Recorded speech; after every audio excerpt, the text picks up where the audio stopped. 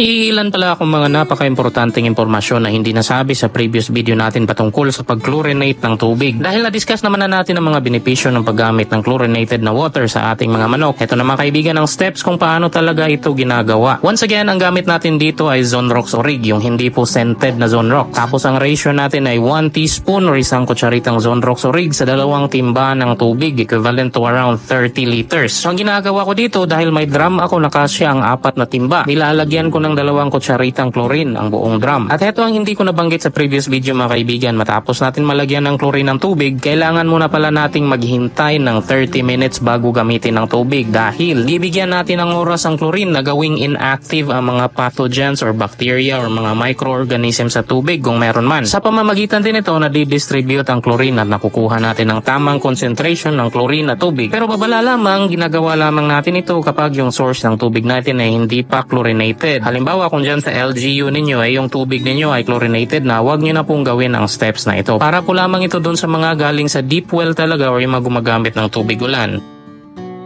Sir, sa pag-ipon mo ng egg for 3 days, nilalagay mo ba sa ref? Hindi po mga kaibigan, no? Dahil ang itlog kapag nalagay na sa ref ay madali nang masira kapag ito ay nilabas ulit para ibenta sa ating mga resellers. Ang rule kasi sa itlog, pag nalagay na sa ref, dapat hindi na ito nilalabas ulit, maliban na lang kung lulutuin na. So ideally, dapat ang paglalagay nito sa ref ay sa end consumer na po or yung mga kakain na talaga nito. Please note na mga itlog na fresh from farm, katulad ng mga harvest po natin, ay meron pong tinatawag na natural protective bloom na pumoprotekta sa itlog good for 1 month kahit ito ay hindi nilalagay sa ref. Pero as a general rule ng mga nagbebenta ng itlog, 7 days lang po talaga ang holding time natin sa ating itlog ideally. Dapat mabenta na natin kaagad ang mga ito sa mga resellers natin. Pero dahil nga in demand ang itlog dito, max na po yata ang 3 days dito sa end po natin pagka-harvest dahil nabebenta na kaagad natin sila sa lahat ng ating mga resellers. At doon naman sa end ng ating mga resellers mga kaibigan, by average naman nabebenta naman nila ito within another 5 to 10 days sa mga household or end consumer talaga. Tapos pagdating naman ito sa mga consumer talaga or yung mga bibili na household nito sa palengke, ang kadalasan naman ginagawa, which is ito yung ideal talaga na dapat gawin mga kaibigan, no? Kapag namimili tayo ng itlog sa palengke ay dapat nilalagay sa ref. Dito po na i-extend ng another 3 to 4 months ang itlog kapag nasa loob lang ng ref at nilalabas lang kapag lulutuin na.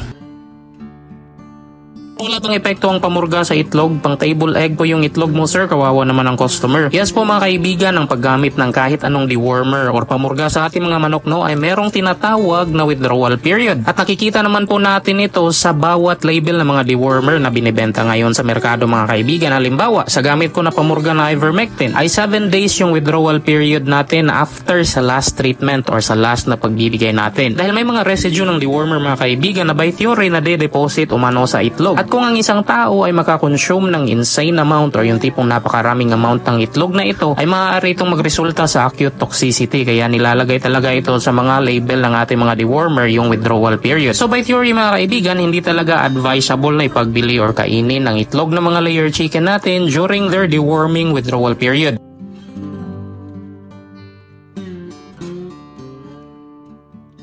Wag na wag mong pasukin ang RTL business or ang backyard farming ng mga paitloging manok kapag hindi pa kayo ready sa mga sumusunod. Unang-una, hindi ka pa handa sa pagising ng maaga araw-araw sa loob ng 2 taon. Opo, 2 years po ang productive na pangingitlog ng ating mga manok. At sa loob po ng 2 years na yan, kailangan mong gumising ng maaga. Siguro pinakamaaga 5 AM to 6 AM kasi yan ang ideal or ang optimal na first feeding na oras nila para magandang produksyon ng mga itlog. Ang pangalawa ay kung nandidiri ka sa ipot ng manok. Ang backyard farming po ay napaka-crucial dahil ang kalaban natin dito bukod sa mortality or ang pagka-deads ng ating mga manok at mababang produksyon ng itlog ay ang mga reklamo ng ating mga kapitbahay. Kaya kailangan natin panatilihing malinis ang ating mga kulungan at walang masangsang na amoy at ma-minimize din natin ang langaw. Of course, dahil nga backyard farming ka, maliit ka lang, wala kang poultry boy dahil malulugi ka sa pasahod pa lang. So kailangan ikaw talaga ang hands-on na maglilinis ng kulungan ng manok. At kung nandidiri ka sa ipot, nako, magkakaroon talaga tayo ng problema.